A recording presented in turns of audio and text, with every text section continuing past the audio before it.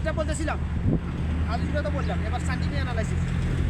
মানব দেহের যতগুলো অর্গান আছে, অভ্যন্তরীণ অর্গান, বাহ্যিক অর্গান, একটা এখান দিয়ে যদি কেটে যায় ওটা সিলাই দিলে আবার আগের মতো হয়ে যায়। ডাক্তার দেখা যায়। আমার হাতে স্টিল লাগানো আছে, এখনও আছে, 9 বছর আগে লাগানো হয়েছে। এটা কি দেখা যায়? দেখা যায় না। আমার হাত কষ্ট হয় না। হ্যাঁ, বেশি ওজন আলগাতে পারি না, আলগাতে পারি, পেঁয়াজ উঠিয়ে ধরতে পারি না, কোনো কিছু সব করতে পারি আলহামদুলিল্লাহ। এখন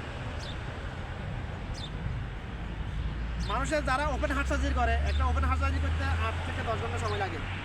কীভাবে করে জানো? ওপেন হার্ট সার্জারি কোথায় থেকে পাইছে দেশে দুনিয়ার মানুষ? আমার রাসূলের মেরাজের রাতে যখন আমলিয়া করা হয়েছিল ওখান থেকে পাইছে এটা open heart surgery. Open heart surgery করা হয়, এটাকে এখান থেকে ছিঁড়ে এটাকে এভাবে হাঁক করে আল্লাহ পাকে দেওয়া হার্টটাকে বের করে, হার্টটাকে হার্ট লাগিয়ে রাখে। কারণ ব্রেনে যদি ব্লাড অক্সিজেন সার্কুলেশন না হয় তাহলে ব্রেন মারা যাবে। ব্রেন মারা যাওয়া মানে মানুষ মারা যাওয়া। রুহর কোনো মৃত্যু নেই। রুহ শুধু দুনিয়া থেকে আলমে বাজাকে স্থানান্তর হয়। রুহ কোনো মৃত্যু নেই। মানুষের মৃত্যু হয় ব্রেনের। এই জন্য কৃত্রিম হার্ট লাগিয়ে তাকে জিন্দা রাখা হয়।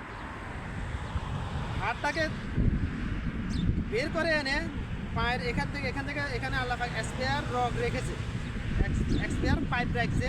হার্ট অ্যান্ড পাইপ ব্লক হয়ে গেলে ওটা কেটে ফেলে দিয়ে এটা জোড়া যায়। যেরকম আমি 5 ফিটের মিস্ত্রি 5 ফিটের কাজ করি, কোথাও লিক হয়ে গেলে যদি আয়রনে বন্ধ হয়ে যায়, হয়তো 2 টাকাটায় ঠিক করি, সেটাকে বলা হয় রিং লাগানো।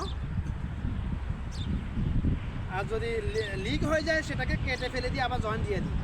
ওপেন হার্ট সার্জারি আমার কাছে এরকম মনে হয়, দেখলে 5 ফিটের কাজের মতো মনে হয় আমার কাছে। তো যখন কাটে সিলে আমার কাছে মনে হয় এটা তো 5 ফিটের কাজ। যে ওটা আমার সাব ডিপার্টমেন্টের জন্য আমি বেশি বুঝি না, তবে এরকম মনে হয় আমার কাছে। যারা ডাক্তার তাদের